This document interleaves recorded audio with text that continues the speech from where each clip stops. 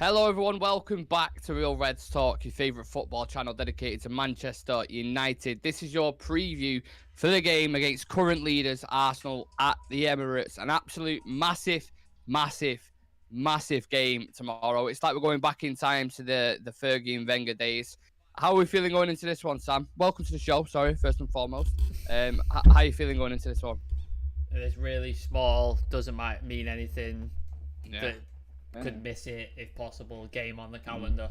Nervous. No Casemiro. Arsenal on a good run. Odegaard is tearing trees up, and I love Odegaard. I think he's a fantastic player, and I hate that he's gonna play against us tomorrow and possibly do some madness. So yeah, nervous, very nervous. I think nervous is a very good word, descriptive word for the situation. Adam, how do you fancy our chances, mate? No, there's a bit of me. Obviously, there is nerves, but I'm also feeling a little confident because we're the only team to have done the actual job on them this season as well. So if there's anyone who can do it, it's us because we've already proved it, and that was without Casemiro as well. You have to remember. So there is a sign of hope, but for me, I think this is the game. If we were to go to the Emirates and win, I think that's stamping your authority down and potentially Me excited, challenge for the title. Don't get me excited. Because they had to play City twice. They haven't played true. City once as well. Yeah, and I'd honestly tip City to beat them twice as well. So if we were to win tomorrow, I think potentially we could be in a title race. Yeah, it's coming up to a really important part of the season right now. So for anyone watching, if you haven't subscribed to our YouTube channel yet, please do. We will have a live watch along for this game tomorrow. So turn on that notification bell because we'll be live about an hour before kickoff for team news, live on TikTok and YouTube from 3:30. So come and join me. We're also going to have a show in the morning as well. So make sure you join me for that. I'm going to go through all the strikers, big talking topic with Harry Kane, Victor Osimhen, etc. So join me for that as well. Very busy day tomorrow. We're going to have the review after the game as always. So yeah, let's kick this preview off with the warm up then. Who do you think has more goals for the club, Wayne Rooney or Thierry Henry? Rooney. Do you know how many roughly? Do you think? You could guess? For United or overall? For United. Is it 250 something? You're very close. 256. 256. 256. 253. Ah! 253. Very close. Very close though. And Henry has 228 for Arsenal, so not too far away there. Now, in the Invincible season, United famously were the ones to stop that run. What score was the game and who scored? Can you remember?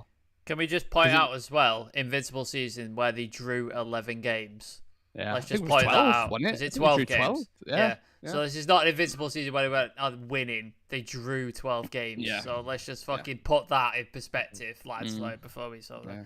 And he was building up to this as well, lads. If you remember, there was 49 games that he was unbeaten, and he was going for the half century at Old Trafford, I believe it was. So there was all this talk beforehand, and it was like, imagine when we do it at Old Trafford and putting it to him and all this kind of shit. And then, like United do, we went and ended their history. Can you remember the score? Anyone? Or goal scorers? Anyone? 2-1. And 2-0. Rooney won the penalty and 2-0. But Rooney won the penalty to say it's a dive. Yeah. And Van Nistelrooy got revenge on Martin Keown around that time, didn't he? Yeah. Was it? He went and celebrated in front of the Arsenal fans, I think, after he scored the penalty. Because obviously the controversy in the last game previously, he missed the penalty, didn't he? And he got all that abuse off Keown and Vieira. Remember both the goal scorers, though? It'd be interesting to remember both goal scorers. So Nistelrooy put the penalty away. And then there was a second goal near the end. Alan Smith was one who crossed it. I can't remember. Wayne Rooney it was to seal it 2-0. And we ended their run, which we can always, it's always a feather in our cap that whenever they mention them Invincibles and them guys, we're just like, yeah. It's all they have. It's all they have is the Invincible run, and again, they drew 12 games. Like, it's not a fucking thing to be proud of. Like, I drew half the games of the season, and we were invincible. Like, come on, let's get it together. For about 70 minutes, they were European champions. Don't forget that. Oh yeah, 70 minutes European. Yeah, fucking hell. You know what? Well, like, so Bayern Munich were European champions for 89 minutes until fucking Solskjaer and Teddy. You know what I mean? Oh, like, I thought you were talking about the other one. It's like Solskjaer and Sheringham. Like, you know what I mean? They were champions for 89 minutes. It don't mean shit. Like, I don't know why automatically in my head then I thought of the game when Bayern Munich played Chelsea and he was in the backyard as well at Munich and Drogba scored, didn't he, in the last minute? He was like, Drogba. Anyway. You know what I hate about myself as well? I got a little bit excited when they actually got that because you've kind of felt like they were the underdog Chelsea that time. Yeah. Everything was against them. So you were kind of like, I didn't want to feel good because it was Chelsea. Nah. But like you couldn't help but feel a little, you know. I get it. I think it's good. It's Bayern Munich. Adam's a Chelsea fan, he's saying basically. It's Bayern Munich, innit? That's why. Like, because we've got this history with Bayern Munich, and it's just, it's what it is. But yeah, I hate Chelsea. But I'm gonna be, because Chivy really wanted to be here for tonight. And he's still very, very unwell. Yes. So I am gonna be Chivy's ultra ego. Spirit. Yeah, spirit. His spirit is gonna betray through me. I like it. I am gonna hate Arsenal as much as possible on this show. Just to sort of... Can we just say as well, if Chivy's watching this, or if you're watching it later on, I really wanted you on this. I really wanted you on it because I know your hatred for Arsenal, and it would have been perfect. But he's still not well, so rest up, get some fluids and tablets down you, and hopefully you might be available after the game. I'll slag him off for you, Chiby. Don't worry. I'll make sure we ruin him today. Speaking of slagging him off, combined 11. Let's see how we managed to do this. I've seen some favourable ones to Arsenal. We're going to do it on current form, by the way, so you can still throw Casemiro in there if you want, etc. And even injured players you can throw in there who have played this season. How would you go about the keeper situation? You know, I'm probably, given current form as well, clean sheets as well, he's up there.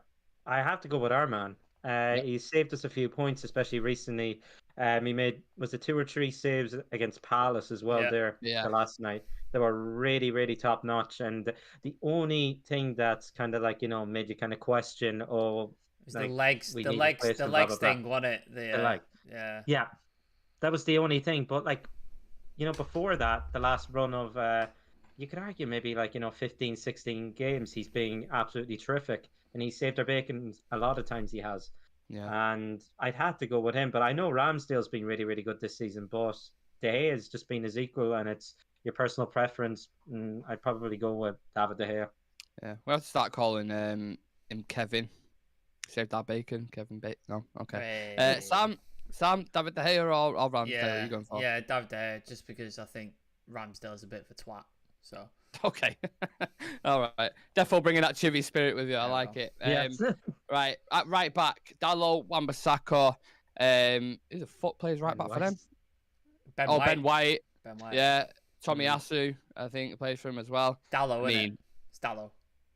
Dalot? Yeah. Ben White's been good for them, though. He's been all right, but it's not his natural position. He's a centre-back, isn't he? But he's playing right back. And if, say, Wan-Bissaka had more than 3 games, there's an argument there, but he's only had 3 games, so I think you have to disqualify him from it for now. Now, when we get to the centre-backs... Sorry, was you going to add something on then, Adam?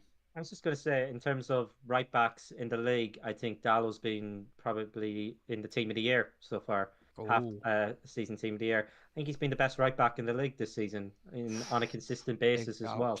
Yeah, big shots. To be fair, Trent has been woeful. Poor. He's not been great this season. Reece James injured, out. Kyle Walker, there's things there. I love Kyle Walker. I think he's fantastic right back. Cancelo's not had a great... No, Cancelo's not been amazing either. But there's a couple of shouts there. But I think I would agree overall with Diego Dalot. But I do think Ben White's been fantastic for Arsenal. So there's a thingy there, a shout for him. Centre-back partnership, I'm going to throw mine out there who I think should be in there, and you're both welcome to argue it, but I think it should be Varane and Saliba, personally. I know, so go on, Sam. Yeah. Go on. I'll let Adam go. Go on, Adam. Go on. No, you said current form as well. Yeah. So that's taking it into account, and obviously we know Licha hasn't really started much games recently. He was fantastic at Crystal Palace, though. Arguably. Saliba's been unreal for Arsenal. He's honestly been one of the main Yeah, reasons why but- they've been performing how they are. Did Saliba win a World Cup? No. Did Sandro can't, win a World fam. Cup? Yes, he did. You can't. I'm just saying. Harry Kane's never won anything, and he's one of the best strikers on the planet. He's You know choke what I mean? artist. He's a choke artist. Lewandowski's never won a World Cup, and he's still one of the best strikers on the Harry planet. Kane's a choke artist. He hasn't won a trophy at all. Well, is Lewandowski a choke artist? No, but Lewandowski's won trophies. Yeah, but he's never won a World Cup. Or, No, but he's won a Champions League. He's won a Bundesliga. Like he's won that. Harry Kane's won nothing. Like nothing. He's still an elite striker. Still one of the best. No, he's not. In the Premier League. No, he's not. Harry Kane. Next season he'll win the league. Oh wait, hold on. No. I'm not having that. Harry Kane isn't one of the best strikers in the league. In the league, but he's not an elite striker. He's Oh not. He's not. What's he won? Tell me what has he won? Heard. What has he won? What's he won? What? What's he won? Doesn't matter what he's won. He's won nothing. What did Alan Shearer won? What did Alan Shearer win apart from one Premier League? Apart from one. Yeah, but he's won one. He's won one. It's not. He hasn't won. R9 never won a Champions League. No, and he's still arguably. But he won a World Cup. Ever. He won a World Cup. Yeah. Because have you seen that Brazil squad? I know, but he still was there. He still scored the goals. Like, do you know what I mean? Yeah. He still scored. To say Harry Kane is not an elite striker, that's one of the worst takes I've ever heard, Are you gonna say Angel Di Maria didn't win a World Cup medal because Messi was in the team, or Alessandro didn't win it because Messi was in the team? Do you know what I mean? Just because the one person in the team or a few players were fantastic players, don't mean you're a passenger in the team. R9. But I've heard that with numerous players saying, "Oh, like France, everyone goes on about that for France." No, look how many great players. No, but they have. That's what I'm saying. But you're not going to be like, for France, you're not going to go, oh, it's an Mbappe team, are you? Because Mbappe, fantastic player, no doubt. But they've got great players all over the pitch. Without them all, they ain't winning anything. I don't see where this argument's going. I don't think you can say, well, you can say it because it's your opinion, but to say Harry Kane isn't an elite striker is till he wins something. One of the most ridiculous things I've ever heard. Ever. He's a choke artist. He's top three strikers. Every time he's got to a level to win something, he's choked. Every single time. Name 2 strikers that are better categorically that are better than Harry Kane. In history? No, right now. Now. Name 2 or 3 strikers that are better than Harry Kane right now. Rashford. Okay, I can't deal with this. You talk about red tint. That is a red tint. He's better. No. He's better. No. As a striker, you don't even like playing him as a striker. I don't like, but I think he's better. But he's played better than Harry Kane. No. Yes, he's played better for England. He's played better for England. Played better for England. He's played better for United. He's played better in the league. He scored more goals than Kane. There's a Tottenham fan to her right now fucking pulling his hair out listening to this. I'm telling you now. We're getting sidetracked here. Well, I don't know how it's gone from there to Kane when we talk about the defence. Who would you ask for your centre-back pairing, Sam, in your combined 11? Alessandro Varane. Adam? Yeah, I probably have to go Saliba and Varane. Okay. Current form.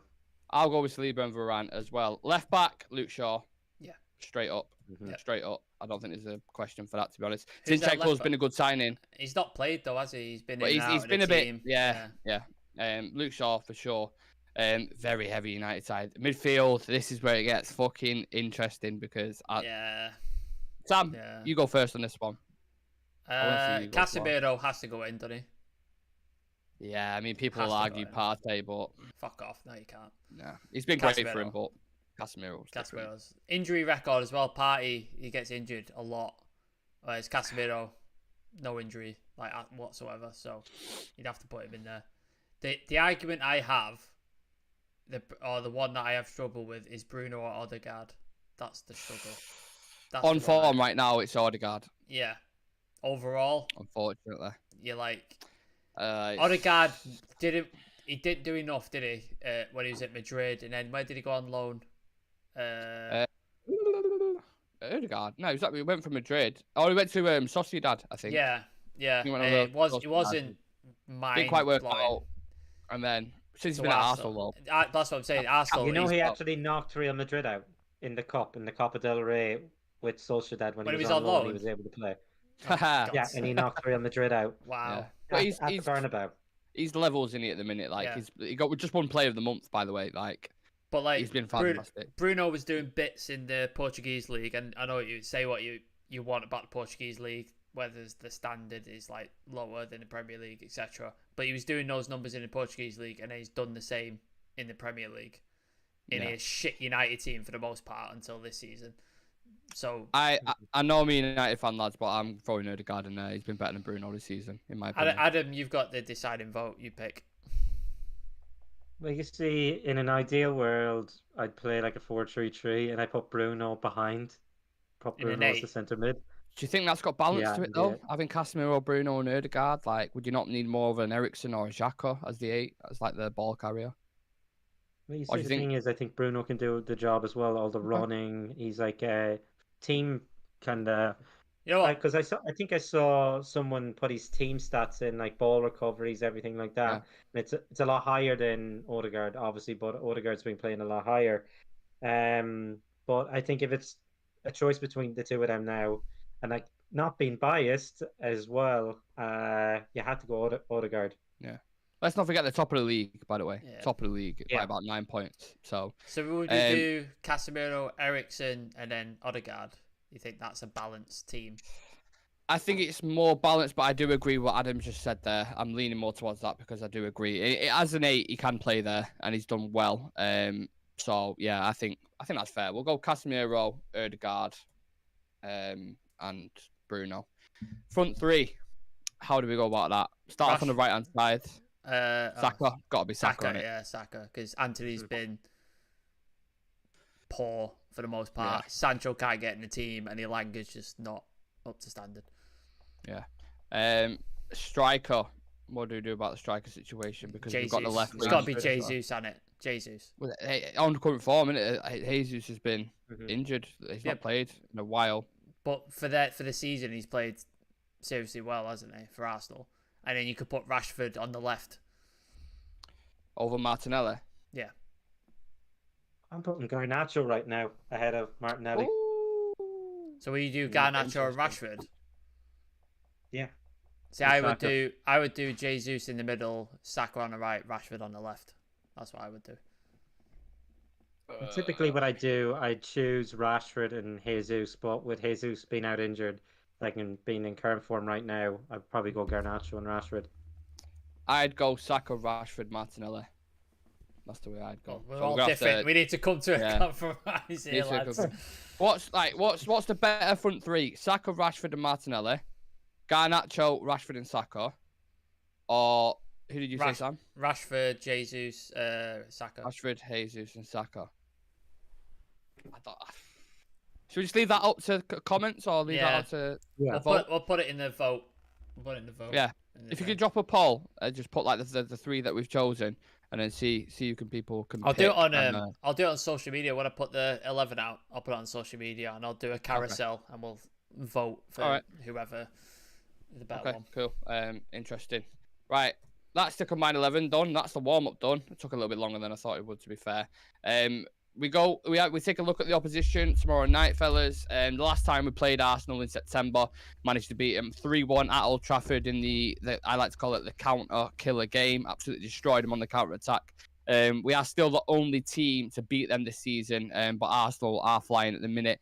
Since the return from the World Cup, Arsenal have played West Ham, Brighton, Newcastle, and Spurs in the Prem. Won 3 and drew 1, not conceding many goals either. We as well have won all of our games. Drew against Crystal Palace on Wednesday. So we're probably, in terms of form right now, you could probably throw Newcastle into the mix as well. We're 2 top teams in the table at the minute, which, makes it a very interesting battle for tomorrow. Adam, do you think this could be the toughest test this season? Do you think, Arsenal at the Emirates? Even right now, with current form, it probably is. It has to be. I think City, when we played them, they were in flying form that time, and we got absolutely demolished. Oh, yeah. But I think looking at Arsenal now, I think both teams now are running into each other when they're in their best form of the season. Yeah, it's true. So we're playing a lot better. We're playing a more possession-based game as well than earlier in the season. So it's going to be interesting to see how we actually, set up for the game. Like, are we going to try and hold on to the ball? Or are we going to let them do it and then hit them on the counter? Do they need to actually win this game? We need to win, I'd argue, more than they do. They can sacrifice a couple of points. Yeah. So it's a tough one, really. Right now they're both meeting at the best time for both clubs, which is a bit of a weird kind of thing to say, but it has to be our toughest test of the season now. Yeah. If you was a bookies, where would you put in terms of percentage of favourites? How would you manage that with United and Arsenal? 60-40? It had to be close. It had to be probably 60-40 in terms of Arsenal.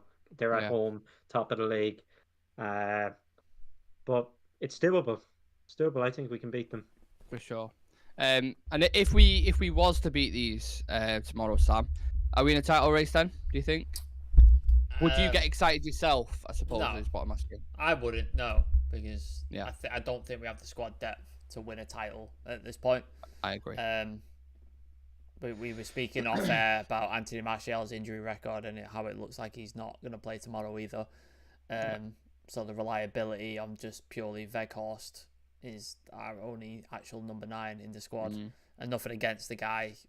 It's crazy though, isn't it? You know what I mean? 2023 and Wout Weghorst is our only striker. So, yeah, I don't think we have the squad depth. And look, we saw what happened. Casemiro got booked and we're all fucking panicking because our midfield is shite without him. We have no. I was more asked about that, by the way, than actually drawing the game. It's just like without him, our midfield looks significantly worse without him. So that shows you the lack of depth we have in our squad. Like if City lose a Rodri, a De Bruyne, they can just stick in Gundogan, stick in Bernardo Silva. You know what I mean? They can just replace like for like, and it's not a big deal. We can't do that. We lose our first 11. Our team is significantly poorer. So in order to provide a title charge, you have to have a relatively deep, quality-laden squad, and we don't have it. But saying that, if, say, we beat Arsenal, and then that trips them up and they start losing games, and we continue on a winning streak, and the opportunity presents itself, fucking take it. Why not? Like, I don't think Ten Hag... I don't think the board, I don't think the fans or anybody expected Ten Hag to be in a title race or really win anything this year. Like, I'm sure they would like to, but I don't think they expected it. But if he can do that and he can push Arsenal all the way to the wire, like, it gives him great cause, because look what he's done with his squad that's not even there yet, and he's done this. Think of how much, if you backed him to the absolute hill, he could do for this squad. So, well, that leads me to my next question. I've got a really good question for you here. Do you think if our owners, new owners, potential owners who come in and they say they come in the summer, we still spent the money that we did on your Casemiros and stuff like that, and we had a bit of a budget in January maybe to get an extra midfielder, an extra, attacker like a Gakpo or someone like that, do you think we could compete for a title then? If we brought in a couple of recruitments. He's doing well, isn't he, at Liverpool, Gakpo? Yeah, he looks all right. He weren't bad today. He was all right. But you know what I'm saying? Like, obviously, a different situation under Eric Ten Hag. Like, if we could have brought a couple more players in, do you think then we could potentially? Yeah, for sure. If we could have brought in a quality midfielder to sort of take the load off Bruno, and a defensive mid to sort of, then we could trade Casemiro out, and a actual quality long-term striker like a Sesko, like a Osimhen, etc. Rather than and yet another stopgap like Weghorst. Again, nothing against the guy. He's just not going to be a long-term striking option for Manchester United for the next 10 years. It's just not good. It's just not the case. If you could bring in those three, maybe like a left-sided player, that might be a good option, just to, again, take the load off Rashford. Although Garnacho stepping up. Yeah, right side, I'd probably say. But then you got Sancho coming back as well. Yeah, that's what I'm saying. Sancho and Anthony, their jury's out on them, so you don't want to bring another right winger into the situation. Yeah. So. I think a midfielder for Ericsson is needed. I know Fred can do the odd job, but you can switch. You can also play Bruno's position because Donny's out, and another defensive midfielder to take the load off Casemiro, like a quality De Jong. But it's not happening. Frankie De Jong. It's not going to happen. Frankie De Jong, that's who we need. What about you? What about yourself, Adam? Do you think if we had the right recruitment now, and the money to spend on a couple more players, do you genuinely think we could mount a title charge? We could. Yeah, I think we could mount a title charge if we were actually backed in the window. Look at what Arsenal's board are doing now. They didn't expect to be in this position, and they're bringing in squad depth now. They got Trossard in, who is quite a decent player as well. Yeah, 30 million. Yeah, good price. Yeah. like an absolute steal. And those are the sort of like signings, if someone picks up an injury, you can throw him into the mix, and then like it's like you're not missing that player after all. But Yeah. if we miss a player, like if Rashford gets injured, what are we relying on then? Yeah. That's it. Yeah. And I know If Garnacho's good, but he's still a young talent. He's gonna have dips yeah, at certain points, and like we said with Sancho and Anthony, you don't even know who's gonna play there long term because both of them are out of sorts at the minute. So hmm I thought he was gonna add something on that there. no, father just walked into the room. Right, I'll continue. I'll continue. You love a good break in the show, don't you? Love it, love it. Get a bit, Adam. He's just back from the pub. Yeah, love it, love it. Now their attack, Arsenal's attack. Sorry, we've already discussed them slightly. One of the best in the league. Odegaard in sparkling form, recently receiving Player of the Month for December. Saka bagging goals, getting assists for fun. Nketiah filling in for Jesus and actually doing a relatively good job. You thought they might fall off a little bit there. As well as the bright talent Martinelli on the left-hand side. So they're a handful to deal with, especially at home. Adam, how do you go about stopping their threats, negating their attack? Let's say if you take it from the textbook that we already used in beating them earlier in the season, I think you have to start in this game. I wouldn't be really starting Luke Shaw at centre back. I put Lissandro back into the fold and put Luke Shaw out in the left. I know we'll go into the starting 11 then, but like those are the two centre half parents that dealt with their attack really, really well. Especially Jesus at the time, who was flying back then. Yeah. So yeah, it's one way I think that's the best way to set up like that. Then just to argue on you'd have to watch Saka. He's been like one of their best players, Really especially good. he keeps popping up with goals, clutch goals. Was it him that initially took the shot against Lloris, and Lloris ended up hammering it in the North London derby recently? Correct. Yeah. So he's a danger on the right side, and he can swap wings as well. He does it a good bit. He already scored against us earlier in the season. We were caught out. He was mauling Tottenham in that game, by the way. Sorry to interrupt you there, Adam, but in that game specifically, on that right-hand side, Tottenham could not deal with him. He was just ruining him every time he picked up the ball. He's off the ball runs as well, just proper damaging that right-hand side. So he's a danger on him. Yeah, and it poses the question as well. Do you go with Luke Shaw or do you go with Malacia? Because we saw what Malacia done to Mahrez, who's one of the best wingers in the league on his day as well. So, like that's a decision Ten Hag has to make before tomorrow as well. I'm sure he already knows his team anyway. But in midfield, then it depends if you want to. Fred played really, really well against Man City, and then I think they're going to be set up playing their possession game. Another Park Ji-sung job on Odegaard, maybe, do you think? It could be, It could be a job like that. And of course, it's probably going to be McFred tomorrow, which is a bit depressing. But I reckon Bruno as well. They're going to have the ball a lot. And I think you just have to close down Odegaard and pay attention on their right side for Saka. And I think that's going to be the main threats. Similar performance to City, really, and it just organised. Don't let him play through the middle, and watch for the patterns of play, and just 1v1s are super important in this because they've got attackers that are absolutely balling out in a minute. Have you been surprised at how good they've been, Sam? In terms of the quality of the player, I don't think so. Like, I think they've got some really good. They recruited really well in the summer. They've took two of City's players and they've leapfrogged them in the table. I can't imagine Pep feels too good about that. His former assistant has taken two of his players and now they're top of the table and they're not. That can't feel. Was that naive from City? Do you think to probably do that? A little bit. To think like, oh, they're not gonna challenge us for a title. We can probably let them go. Like I remember again. I think Arsenal fans are some of the most delusional fans on the planet. But it's.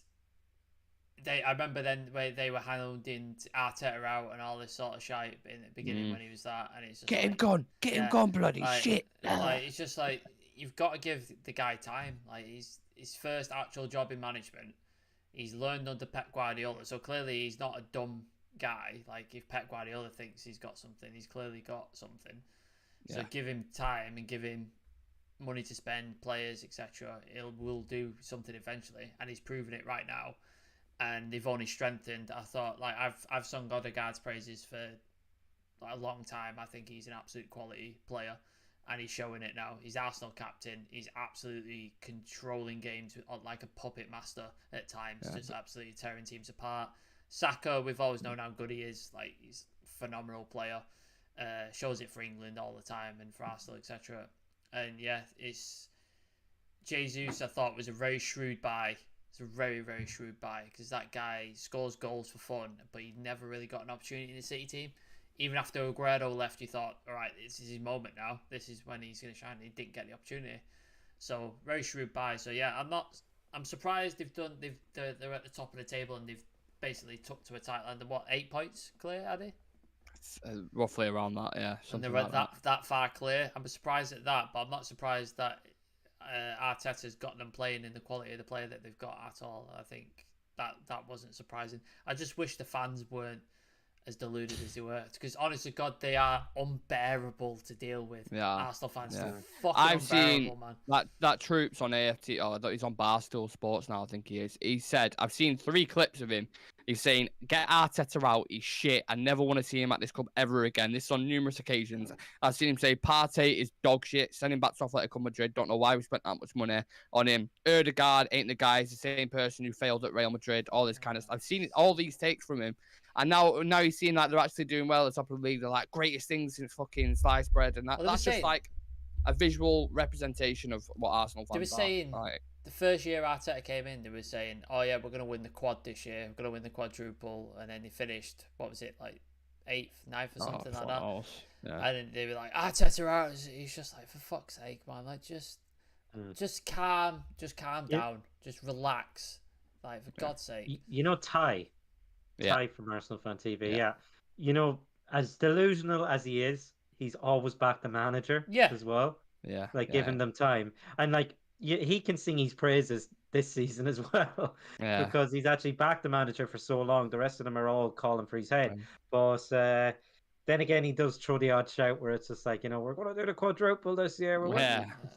He's like, we're winning the Champions League. We're not fucking in it. I bet their fan channel is dropping in numbers now because there's no negativity. Their whole kind of blueprint on that fan channel, they sold stuff off, they got views off negativity. Yeah. Now they're like winning actually and in decent form. Wonder what, like, they just got fuck all nothing to talk about. They're just like, oh, we won another game.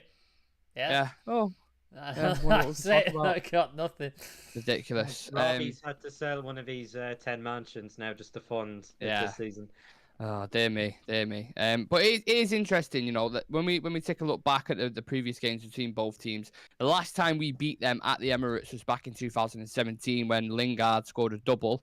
But apart from that, it hasn't been a great hunting ground for us, if we're being completely honest. In the past 5 fixtures, Rock or something. Yeah, he did. Yeah, Lingard's dance floor. Lingard's dance floor. The Emirates. Yeah, I think that year as well, he ended up being linked with the moves to Arsenal, and Arsenal fans were like, no, we don't want it. We don't want it. In the past 5 fixtures between the teams, it's exactly even. We've won 2, they've won 2, and there's 1 draw. So extremely 50-50 when you look at the history books. And in terms of availability, I'm sure you lads will know, but just for the viewers as well, Martial and Dalot are still out injured for us. Sancho is back in training, but not quite ready for this game. Jesus is out for them, and Casemiro will miss the game due to a suspension he picked up in the Palace game. Bastards. Sam, why will we really miss Casemiro in particular for this game, do you think? It's the old adage that we use on this channel all the time. He's a cement between the stones. Just so if he's a cement between the stones, what's McTominay? Fucking treacle. This treacle pouring between the stones, thinking we're gonna stick it together, and it's just not gonna fucking work, is it? Slip disc. Slip disc. Yeah. It's just he makes everything tick over. He makes everything so easy and calms the team down. Like when you got Casemiro team, the centre backs are calm. Eriksen, Bruno, the forward line is calm because they know the ball's getting to him. They know the ball's going to come out. He's going to provide a great pass. And then the defensive line is calm because they know he's going to sweep up any sort of loose balls or any tackles, intercept, all that sort of stuff. Everybody's chill and he swans around with his glass of wine and he's just pinging balls left, right, and centre, intercepting, making tackles, etc. And he's the like I said, he controls everything, and it's just a calming influence on the team. And then when you go from that to Tweedledum and Tweedledee and McFred, like it's a total. It's like going from having a ringmaster running the circus to the fucking clowns running the circus, and shit's going off. The car's exploded, like things like just going wrong. Something's on fire. Like it's just. I think Fred individually, when he doesn't play next to Scott McTominay, is a decent player. He does all right. He does good things. Like fucking Jedward in the midfield, aren't they? Yeah, he plays all right when he's given one specific task and he's like, right, Mark, go attack him, Fred. I'll go do this. He's fine. But when you ask him to play a double pivot with McTominay, it's chaos. Just utter chaos. And I can't watch it. And I'm hoping when I get to my 11, I don't think Ten Hag's going to do it. I think he's going to do something else. Because I can't watch it. Save it. We'll save it. I can't watch it. I really can't watch it. I'm interested for that predicted 11. Adam, what about offensively for us? I don't want to make this all about Arsenal. I know they're in flying form. We've spoken about the quality, but for us, what threat can we offer? Would you play Marcus maybe down the middle, Anthony and Garnacho on the wings? Like how would you go about it without obviously going into your full squad, please? You know, looking at the bench, especially on the left side, we have some options, and we don't know if Sancho's back yet or not as well. He's not traveled. He's not traveled. Is he? Did not travel? All right, I missed that. But I think tomorrow, who's going to be a big threat is going to be Weghorst. I think he's like we saw what he done for Bruno's goal. He opened up the space. He sucked 3 defenders towards him that time for the goal, and it opened up the space. And potentially we might see a lot of that over the next couple, I suppose, till the end of the season. But he'll be a threat, especially in the air. I know he got on the end of one cross. I forget who was Luke Shaw who whipped it in. Yeah. He got his head to it. So potentially there's a threat. But the man, I suppose, that everyone's talking about right now for us has to be Rashford. Like he's in flying form. I know the last game, someone brought it up, especially on Bruno's goal.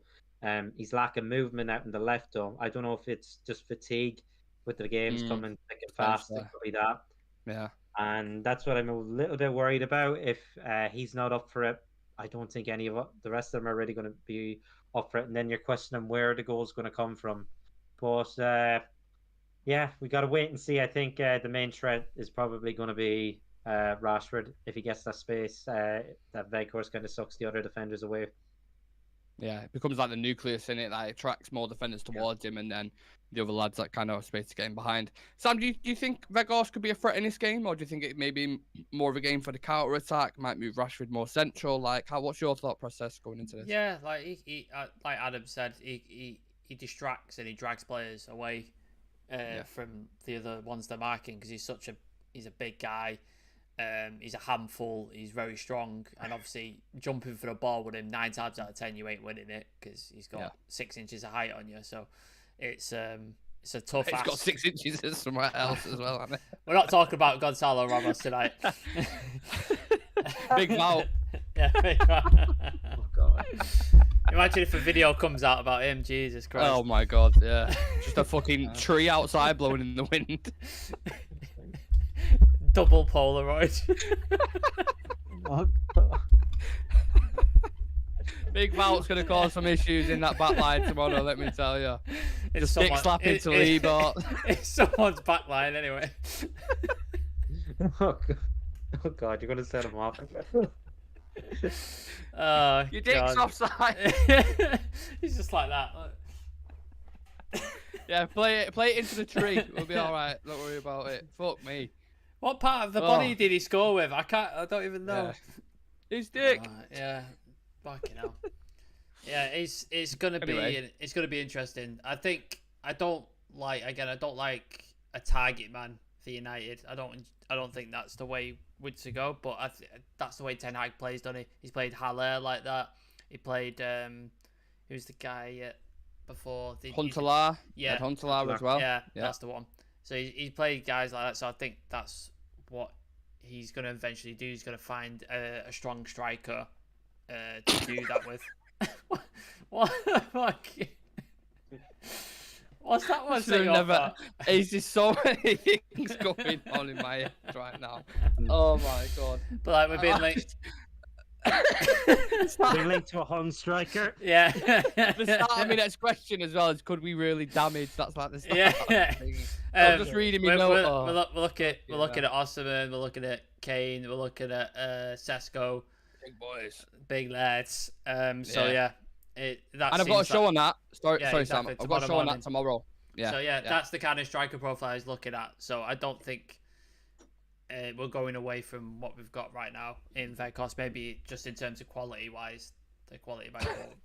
He's not the slowest, is it? He's not the quickest either, is it?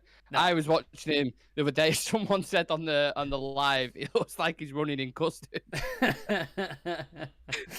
Because obviously when he drops deep, it's decent. He can play off, but then it's the transition from there to get back into the box. That's the only thing. He's 6'6". Like he's not gonna run. Yeah, he's not gonna run a minute mile, is he? Like it's not happening. No, he's just no.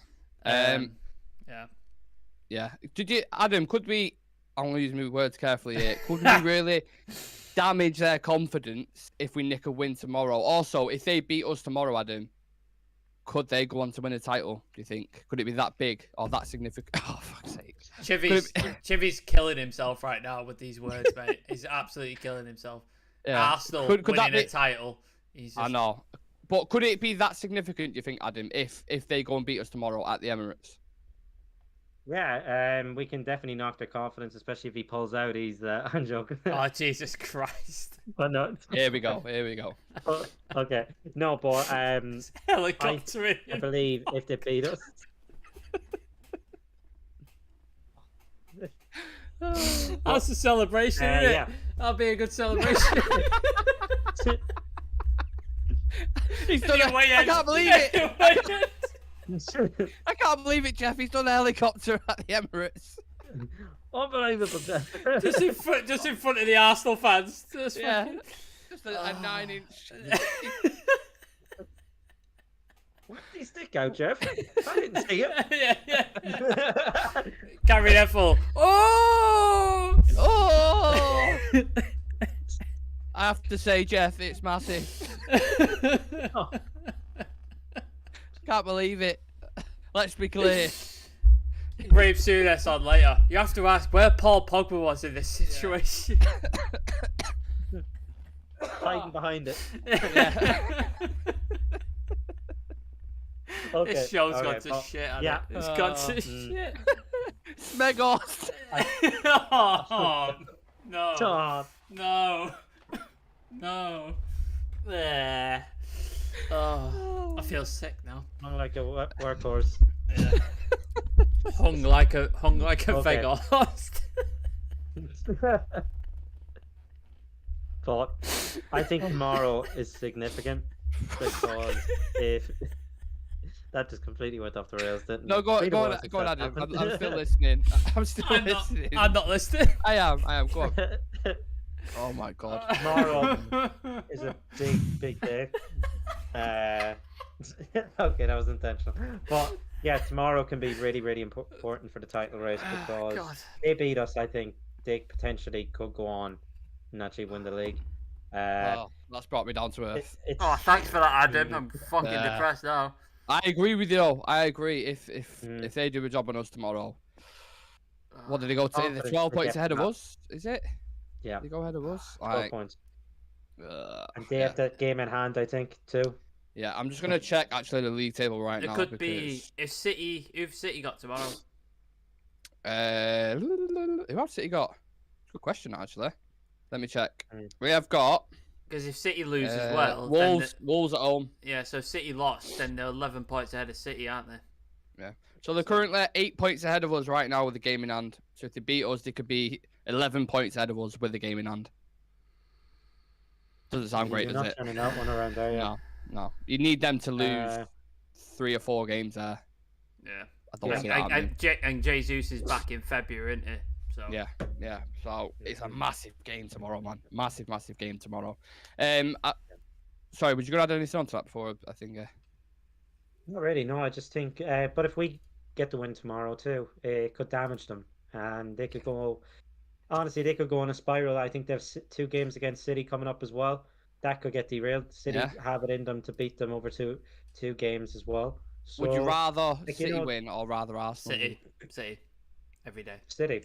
You think? Yeah. I don't give a shit about City to care enough for them to win the league. So Yeah. I hate Arsenal. I really hate Arsenal. I don't think we'll ever the end of it. I want City to win them 2 games because it brings us, like, if we win those games as well, they're both dropping points, so we can get further up as well. So who knows? Like, if we win tomorrow, City beat them twice. Come April time, you might be looking at a very tight, like, top of the table. Yeah, potentially, sure. And that's what we look. If we were in that position, if we had the Carabao Cup in the bag, you're like, it's already a good season. You're somewhat competing. I think the lowest we should be kind of aiming to finish right now is 3rd. It has to be that position. I think we have it in them. I think as well, I also said it in terms of prediction. I think I said we finish ahead of Liverpool and Chelsea. It's looking more and more likely that that'll happen. Yeah, they drop points. Newcastle are the ones that we got to look out for now, aren't they? Like I think right now we are the 3rd best team in the league, in my personal opinion. I do believe that. Yeah. Well, Newcastle dropped points. Newcastle dropped points today as well, didn't they, against Crystal Palace? And Liverpool, and Chelsea, and Spurs. Obviously lost to City as well on Thursday. Yeah, it is top 4 for sure. But we're in a good position. Yeah, and I think we should be confident going into tomorrow. Yeah, I agree with you. I'll quickly go through this because certain part of the show took more than we initially planned.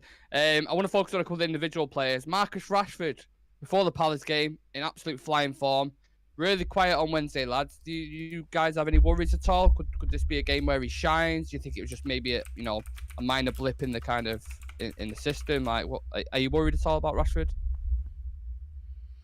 Anyone? You want to take that one, Sam? I think he was, like Adam said, he was a bit fatigued, a bit tiredness. He's played like how many games without a break? Yeah, that's true. He's pretty much played every single game, and then when he has been rested, he's then had to come on to save us to get something out of the game. So I just think, it's probably tiredness, bit of fatigue and stuff like that. To be fair to him, like, he didn't play well against Crystal Palace, but he was involved in the goal, the Bruno goal. Like, he was involved in it. Good pass, good way to pass when it's works. Like, if that's a shit game for him, like, he had a poor game the other week and he scored, didn't he? So, like, even if he's having a poor game, if he's involved in a goal or he's getting a goal, an assist, etc., then at least he's contributing to the team, which is like what you can ask for, really. I just worry it's all going on him at the minute because obviously with Martial injured and then our right hand side not performing well at all, it's a lot of pressure on Rashford, and I just hope he's up to it because there's no Casemiro now. Martial's out.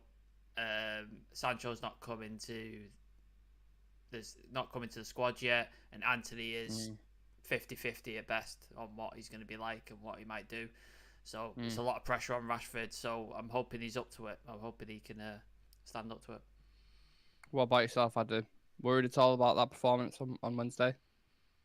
Yeah, a little bit worried, but I do think it was like fatigue and a bit of tiredness. Like he's been doing a lot of running recently as well.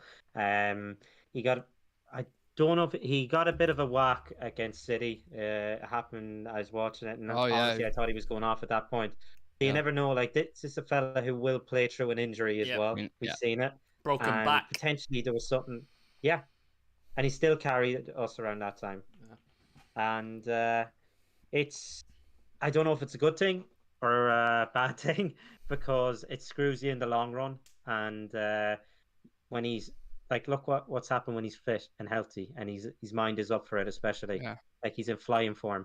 So I don't know if it's kind of like and maybe a bit of a knock that's hanging around him there the last day, but hopefully that will be gone coming into the weekend. Squad depth again, isn't it? It's squad depth again. That's what it comes down to. Like we have nobody to rotate him out with. Like nobody to rotate him out with. City can rotate out. He's performing at that level anyway. Like City can play Mahrez, and then the next week they can rotate him out, and the guy who replaces him is still just as good. They can rotate Jack Grealish out and play Phil Foden. Like it's just there's levels. Mahrez the other day, by the way, he's fucking unreal in that Tottenham game. Yeah. So to think that he could be on the bench for a while while he's playing a Bernardo Silva or something like that is ridiculous. Like that's to bring him on. Like if we take Rashford off, it's Garnacho, and as much as I like Garnacho, he's a fantastic player. At 17, 18, you can't be Yeah. that you're going to be the guy who plays They every expect time. him to. You know what I mean? Yeah. You need somebody else in there. You need a quality left winger who will rotate out with Rashford, especially when we're the only English team in every competition. Like, and we haven't got the depth to do it. Like, people are going to get injured.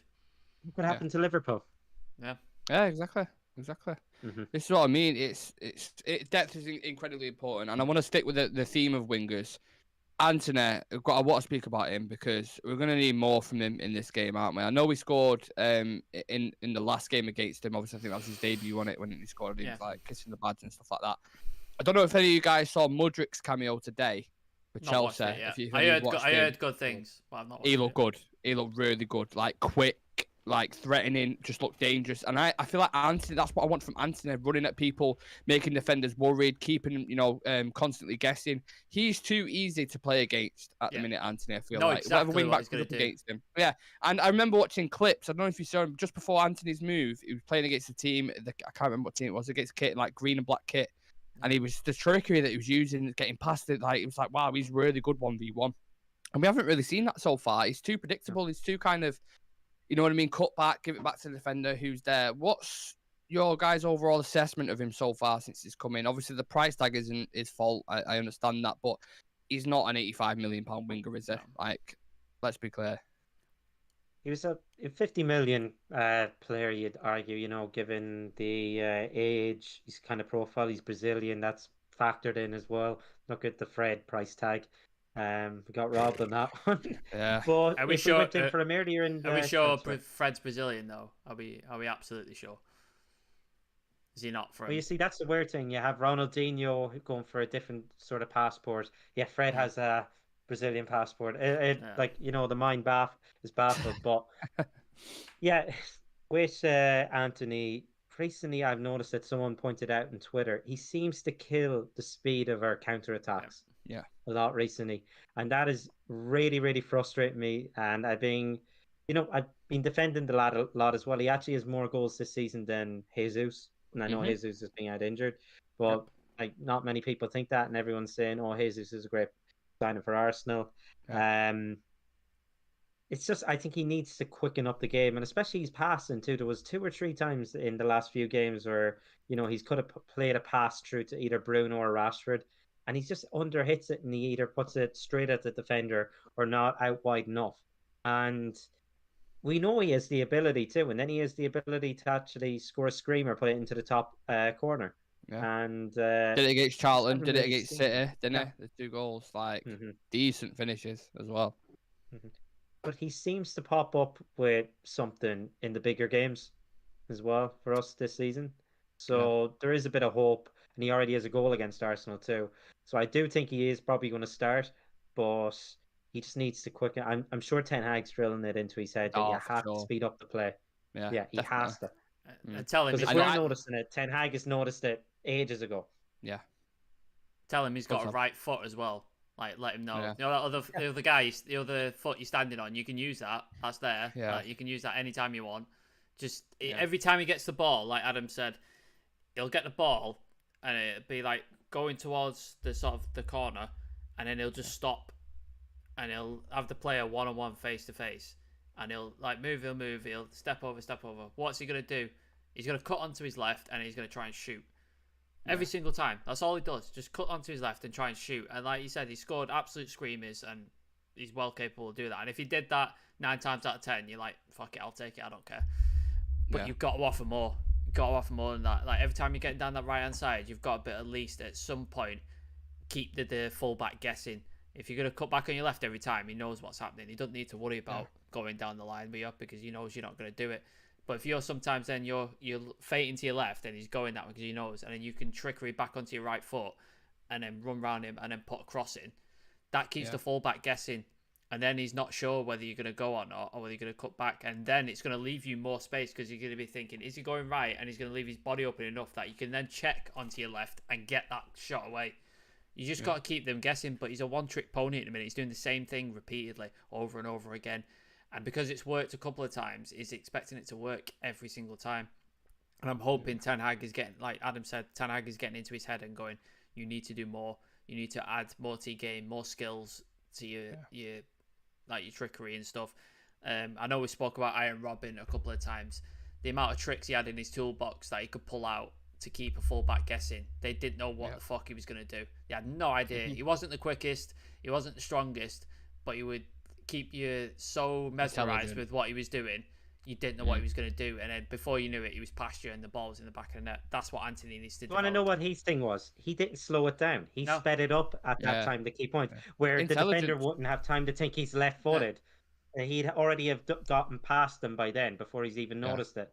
But it's kind of reminiscent of what Antonio Valencia done. He do a few step overs on that side. He put it back into the midfield, and he keeps doing that as well. And it's slowing and killing the attacks down, and it's really, really annoying me now as well. I don't want to get in the back for the price tag. Not his fault. But I do think there is a player in there, and only he can improve himself. Like, he can get all the coaching. He just has to be a bit smarter. That's it. It just sucks because we have Jadon Sancho in our squad, and he's obviously been sent away from this training to develop. Like, I know he was having some issues. I don't know if that's family or mental health or whatever it was. But he's back in first team training now, so which means he's not far away from a squad return. But it's like he wasn't firing when he was playing under Ten Hag.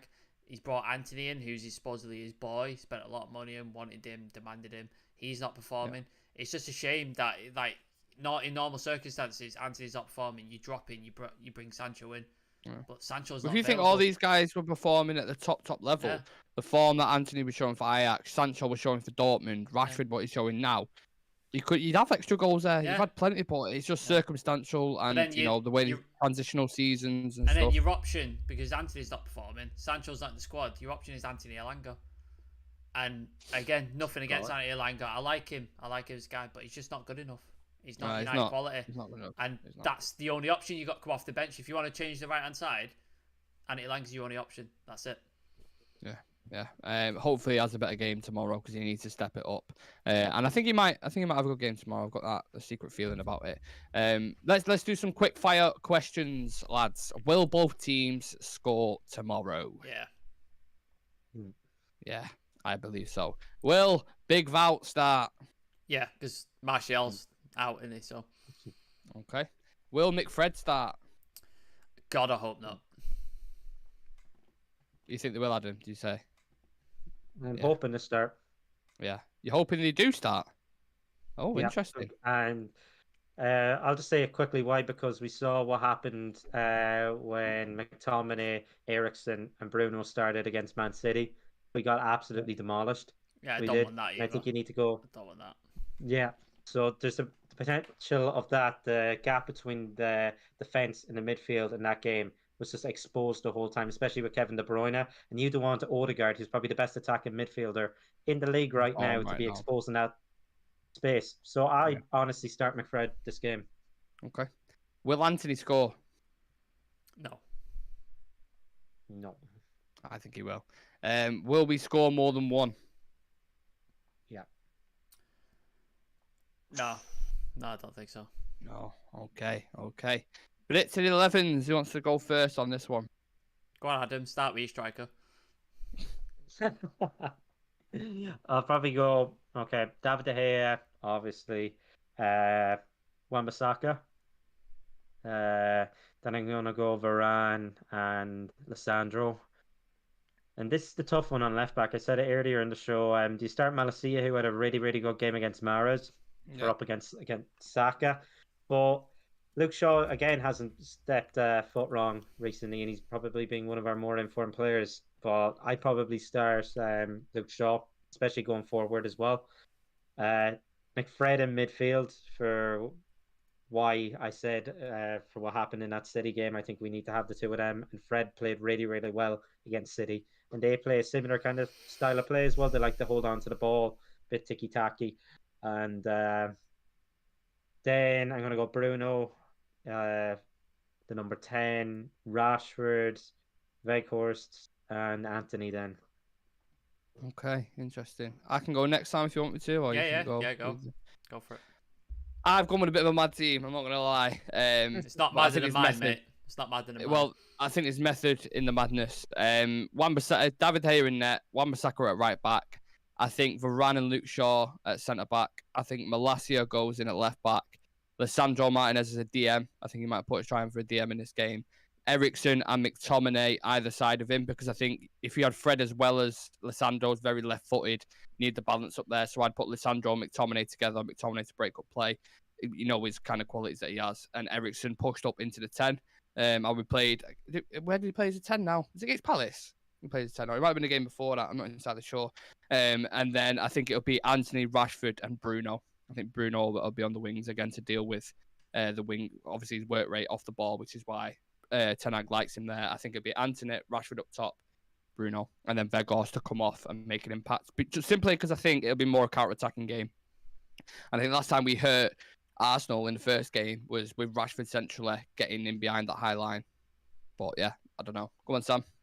Yeah, mine's pretty much the same team as you, but I put Fred in instead of McTominay with Eriksen. So I think they're going to do a similar job like they did with City, and just put Fred on someone like an Odegaard or something, and just like mark him and just don't let him get on the ball. Don't let him interrupt everything. Foul him if you have to. Just make his life miserable. And I think Lisandro's going to start as a DM, because I think we need that control at the base of our midfield. And I think if we play with McFred, it's just not going to happen. We're going to get overrun. We're going to get absolutely mauled by Odegaard and Partey and etc. Especially a guy like Xhaka. I think he'll have a field day. So I think Lisandro has to come in to get that control, that bit of fire, and that he's got the passing range as well. Fantastic passer. And then I think Bruno goes out on the right. Bruno goes out on the left, Anthony on the right, and then Rashford in the middle. So I just don't think Weghorst is going to see much of the ball in this game, because obviously we're going to play counter, so he's just not going to get much of the ball. So I think you need Rashford for those runs in behind. So if Lisandro gets the ball off one of the Arsenal players and they're playing high up, he can ping that ball behind onto Rashford, onto an Anthony, and hopefully we can score the goal. That would be the way I think Ten Hag's going to set up. I do think there's going to be a wild card tomorrow from Ten Hag. Honestly, I think he's going to do something a little bit natural kind of style. That's what I mean. It could be. Zidane Iqbal starts his first game. Sign his new contract. You could start Garnacho the way he's been playing at the minute. 1v1 on that transition could kill him. Yep. Score predictions. Who wants to go first on that one? I'll go. I think it's going to be 1-1. I think it's a draw. Who's goal scorer, Sam? Rashford, and I think Odegaard. I think he scores like a free kick or something. Okay. Adam? I think we're going to win 2-1, but Arsenal are going to score first. I reckon Odegaard gets to go for them. We get a goal with Rashford. Then Weghorst whips out his thing and just slaps. Praying for that. Can we have? Could you imagine the scenes if Weghorst scores tomorrow? Can we have? We can all just don't helicopter, but we can all. Yeah. Can we have a controversial goal that the pundits talk about for the next week? Please, I'll take that. Yeah. And just watch Arsenal fans go absolutely berserk about it. Just like Rashford's marginally offside, and just watch him absolutely lose the shit. Yeah. He was offside. He was fucking offside. Yeah. Headed it in. Like, something like that. I'd fucking kill for that. Just a controversial goal. Like sweet tears into my tea. Thank you. Love it. And just sit back with your popcorn, watch the reaction of all the Arsenal fans. It's a disgrace. He's ruined our title chance. So good. All this shit. Beautiful. Be beautiful. Yeah. Or let's be it'd be drawing, and Arsenal score a last minute winner, and it gets chalked off by VAR. Yeah, even better. Even better. Likewise. Beautiful. I'll take both. What score you say, Nick? I'm going to go 2-2. I think Anthony and Bruno for us, and I think Saka and Odegaard for them. And I think David De Gea probably gets man of the match, if I'm being honest. He did play well. He did have a really good game against them one time, didn't he? When Solskjaer was in charge. He was just saving fucking everything. Just absolutely because the thingy, that prick was outside, I think it was outside the Emirates, and he was saying, fucking hell, man. David De Gea could save the Titanic, and it's true. I think he'll have another game tomorrow where he saves a lot, and I think he'll be man of the match. That's just my shout as well. Yeah. So wild card, David De Gea to have a really good game as well. That concludes the preview, lads. Thank you for tuning in, guys. Please click that subscribe button. and smash a like on the video. Let us know your score predictions as well in the comment section and your predicted 11s. If you want regular updates on transfers and clips from our channel, be sure to check us out on social media. Just type in Real Red Talk on any platform and you should be able to find us. As stated before, I'll be live an hour before kickoff on YouTube and TikTok, so make sure you join me for team news from 3:30. And Sam, thank you for coming on. Any final words? There's going to be some clips from this one, isn't there? Oh yeah, I'm going to get on it straight after this. It's going to be some good. Come follow us on Instagram. We're on 996 or 997, so we're so close to 1,000. We just need 3 or 4 people. So please come follow us on there. Help us make to 1,000 there. We're like, what are we on TikTok now, Nick? 9,000? 9,700, I think. 9,700 something. So we need a couple hundred more people. Come follow us on TikTok. Get us 10k. Twitter, come follow us on there. I think we just got over 500 followers. So yeah, come follow us on the Twitter as well. Appreciate all of that. And yeah, join Nick tomorrow morning for his little show on the strikers and his watch along. I will be on the review for Arsenal. Hopefully it's a happy one. That would be nice. And let's all wish Chivy a speedy recovery and hope that we win, because it might make that might be the final nail in the coffin. If he loses, he might just fucking end it. He might he might just like, fuck this. Yeah. He's going to be in hospice if I know. A&E with an oxygen mask. He's not going to be able to. He's not going to take and then it if we win, he'll be under review. Yeah. Just coked up with like cold medication to the nines. Just fucking off his face. Let's pray for Chivy tomorrow. Anyway, up the fucking Reds.